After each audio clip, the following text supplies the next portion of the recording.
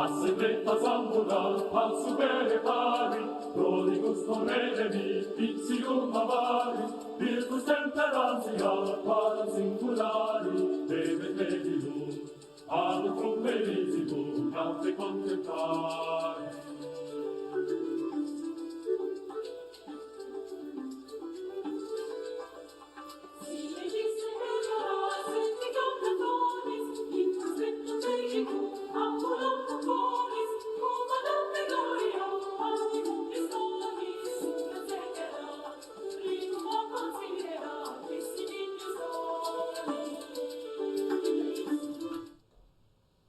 Good morning, everybody. Welcome to the morning show. Happy to have you with us. You've been listening to the Boston Camerata sing Facet Nevas from Carmina Burana.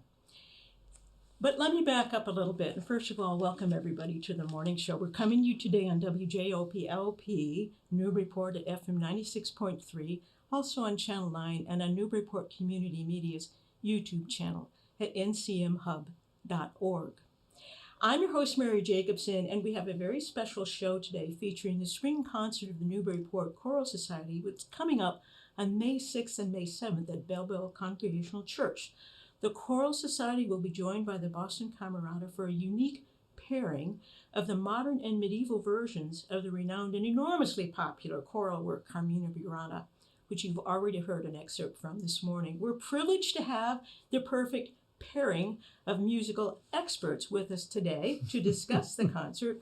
Ryan Turner, the music director of the Newburyport Choral Society, is here. Ryan, welcome to the morning show. Thanks for coming. Good to be here, Mary. Nice to see you. Azema, the artistic director of the Boston Camerata, is here.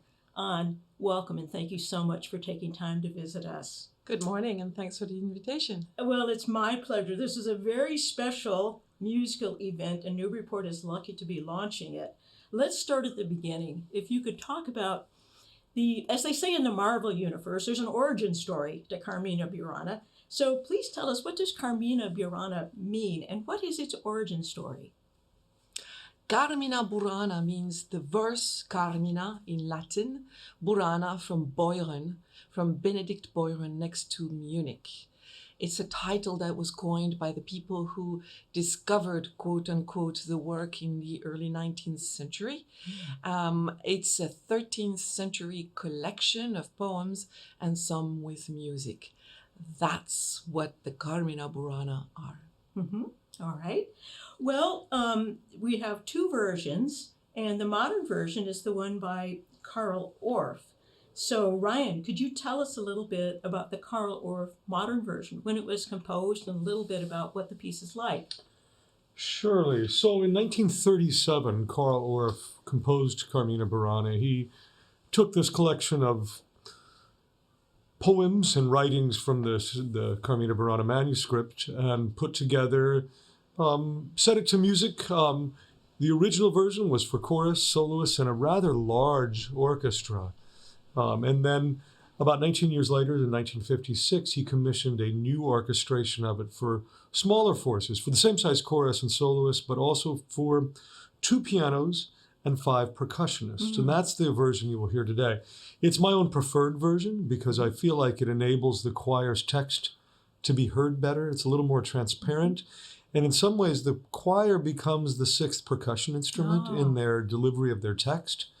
And I think it's perfect for choruses of our size to be able to be heard and understood. Mm-hmm.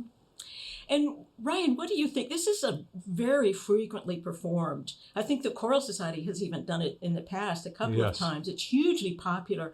What do you think is the key to the enduring popularity of Carmina Burana? Well, I think there are a number of things in play here. I think one, it's been sort of sensationalized and popularized in many, sports teams use it as their players come out. It's in a number of movies. It's been the opening of the Orff Carmina Burana. I would say the majority of people have heard in some guise, in some fashion.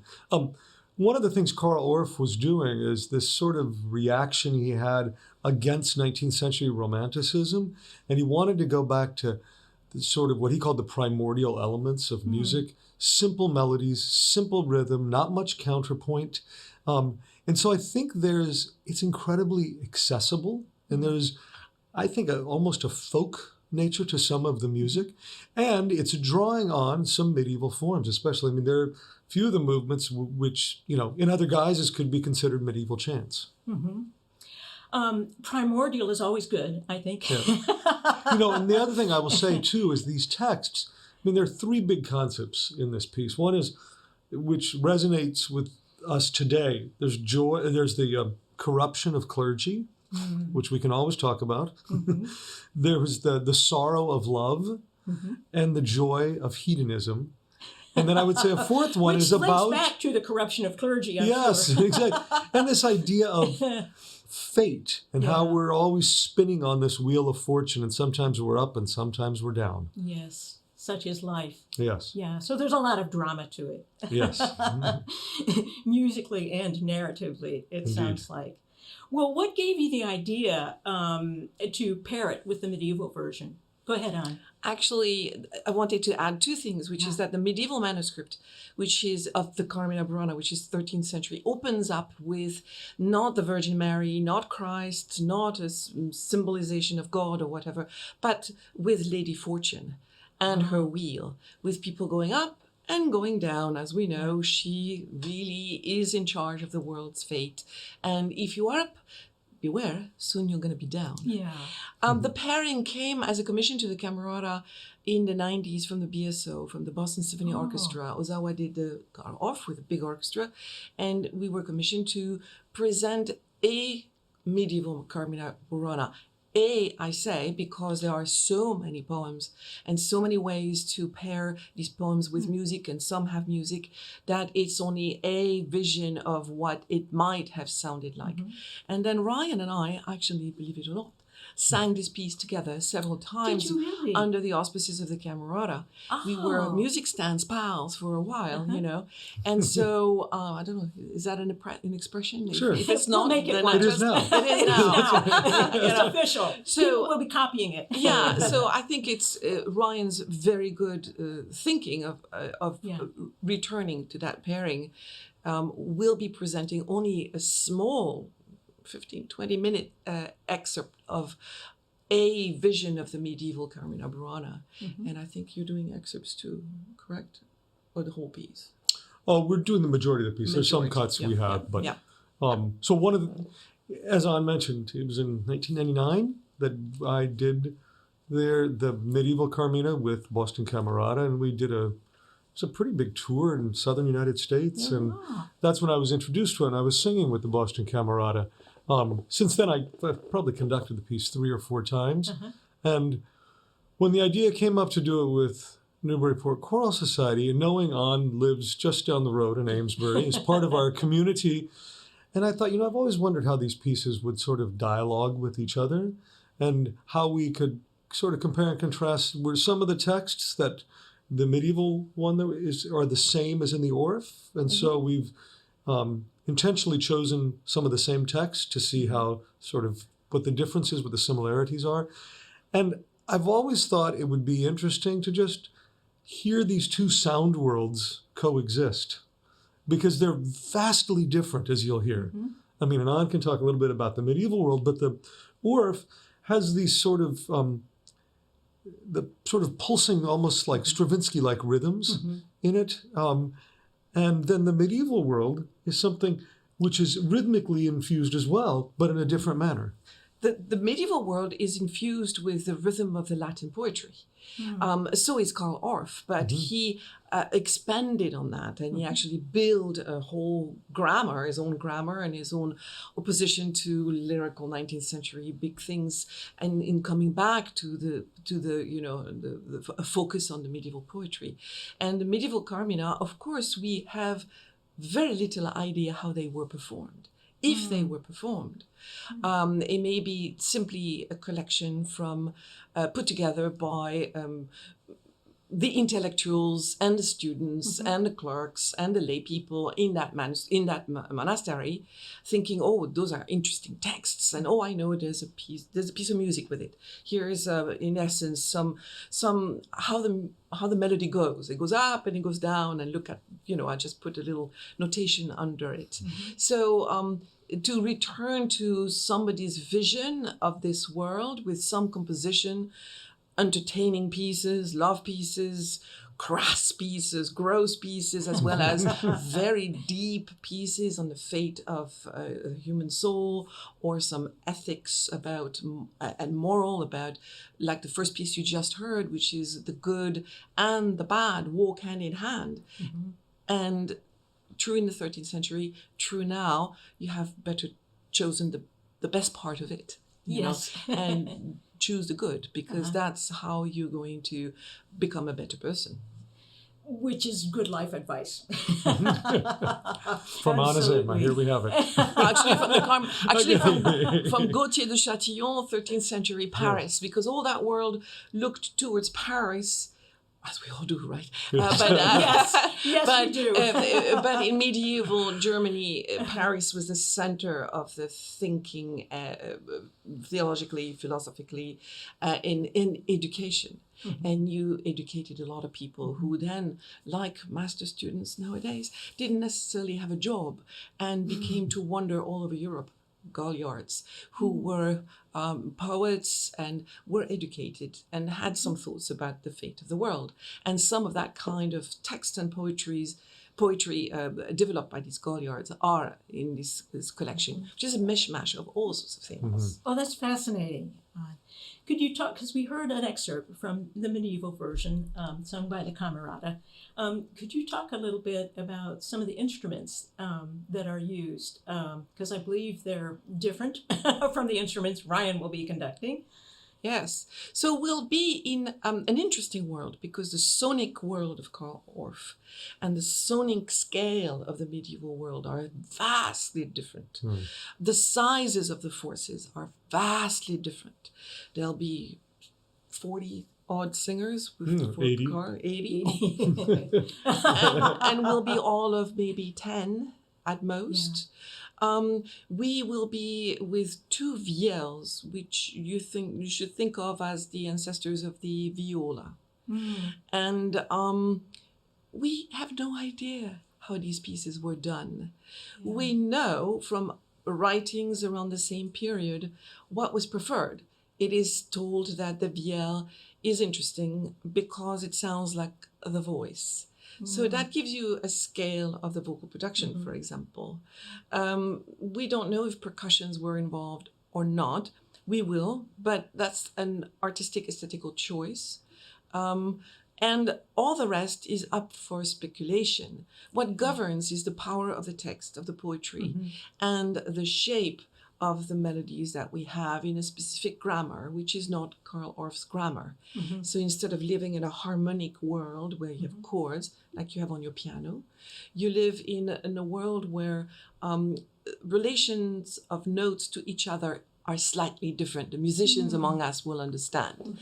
So we want pure fifth, we want odd fourth, very odd thirds. And so there's a specific grammar, and that determines the sonic world. Very different from Carl. I can't wait to see, but I think it's probably better to look at it as if you were watching two different paintings or frescoes. You have a specific world that's determined by the medieval Carmina, and you have another world with Carl Orff.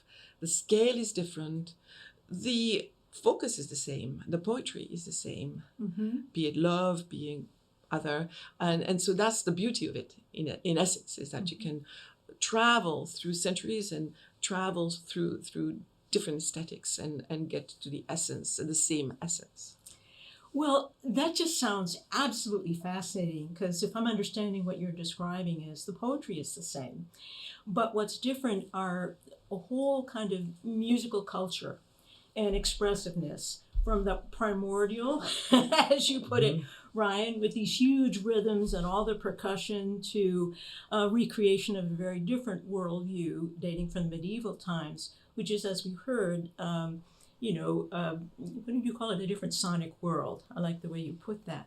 Which, I mean, I picture people doing a very different kind of dance to the medieval version. You can kind of picture people, I picture not people in medieval garb, but Regency garb, kind of delicately dancing a waltz. And it's more of a rave with the Orff version. So anyway, it sounds absolutely fascinating. And as you point out, a lot of this is speculation. You're really trying to recreate what it might have sounded like using what research is available and the instrument that that they did use. Did you say the vielle? I did say the vielle. We'll have two vielles played with a bow and one vielle with which people will recognize as a hurdy-gurdy. Okay, yes.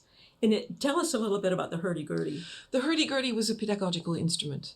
It was an instrument that was used to teach people this grammar that I described a little bit earlier.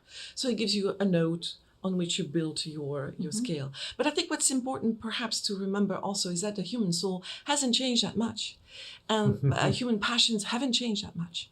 As I was describing this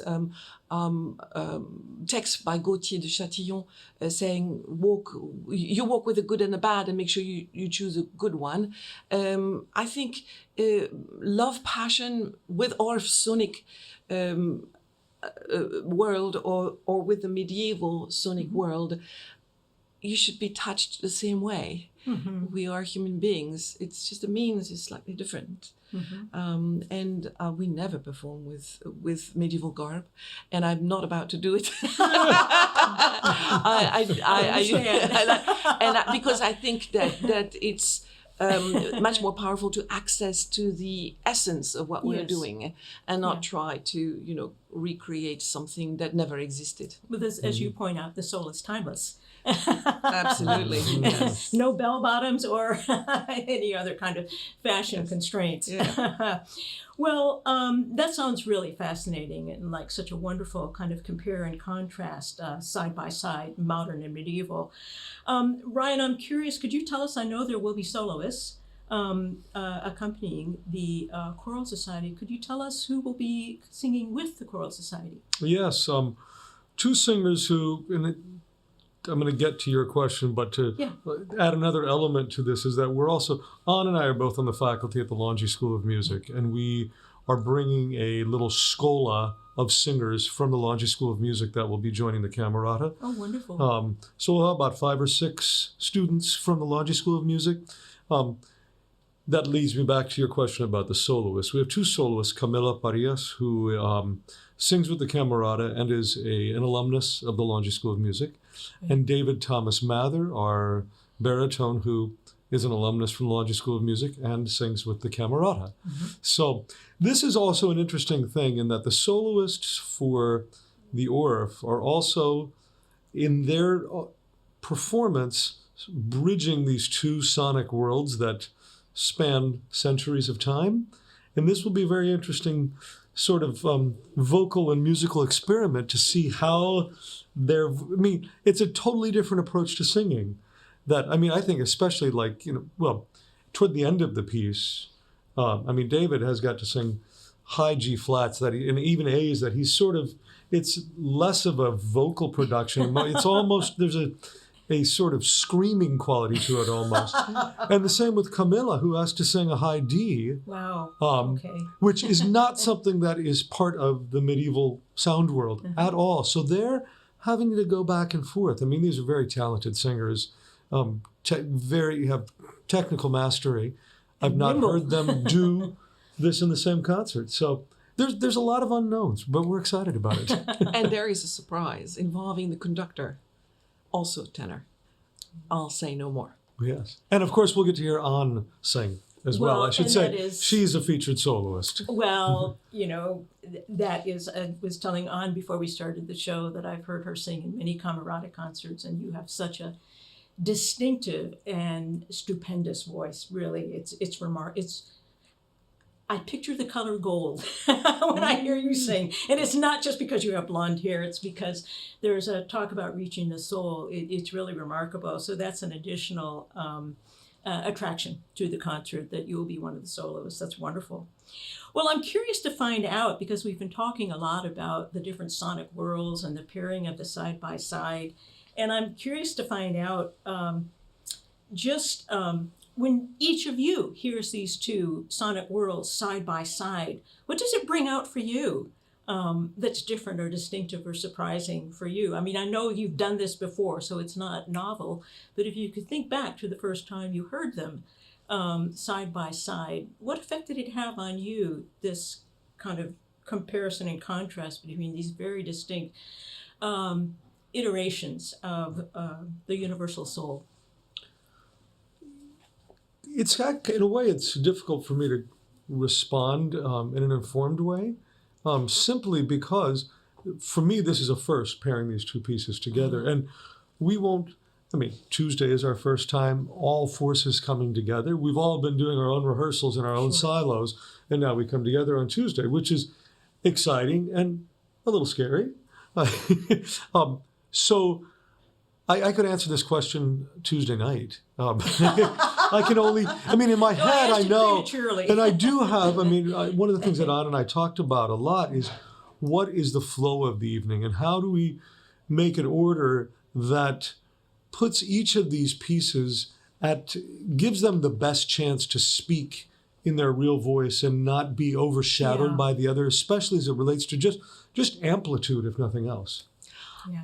I've never done that. Every time we've done Carmina Burana paired with a symphony orchestra, it was two different events. Oh, okay. The symphony would do its thing, and the Camerata would do its thing. Or two halves of a concert. The Camerata would do the first half of the concert, and the second half of the concert would be Carl Orff. So this is a first. There's a bit of a leap of faith, and since we know each other well, then there's no. We feel like we can trust each other and see, how this will go. But like Ryan, I will say, talk to us Wednesday morning. You know what? That's fair enough, but it's also exciting to have underlined then what a novel event this is. And that people here in Newburyport get to experience it at the same time the musical experts do. That's right. So that's very exciting. Well, thank you both so much. It's really been fun and very intriguing to talk to you. And I'm so curious now. It sounds wonderful. Well, let's go over the details one more time. This concert will be Saturday, May 6th at 7:30 p.m., Sunday, May 7th at 4 p.m. at Belleville Congregational Church, just down High Street. And for people who want to get information about the concert or to purchase tickets, the websites are easy to remember. NewburyportChoralSociety.org is one website, or BostonCamerata.org. But you should know you spell Camerata, Camerata, correct? Correct, from the Italian camerata, small room. Excellent. All right. Well, thank you so much. It's been so much fun to talk to you both. I really appreciate you taking time. A quick shout out to Brian Greenberg, Media Director for the Choral Society, for his assistance in making arrangements for this show. And you have us hooked now. We can't wait. So thank you once again. It's been so much fun to have you on the show. Can't wait for the concert. Thank you so much. Take care and be well. Thank you. Please join us again next Thursday at 9 for the morning show, everybody. Till then, bye-bye.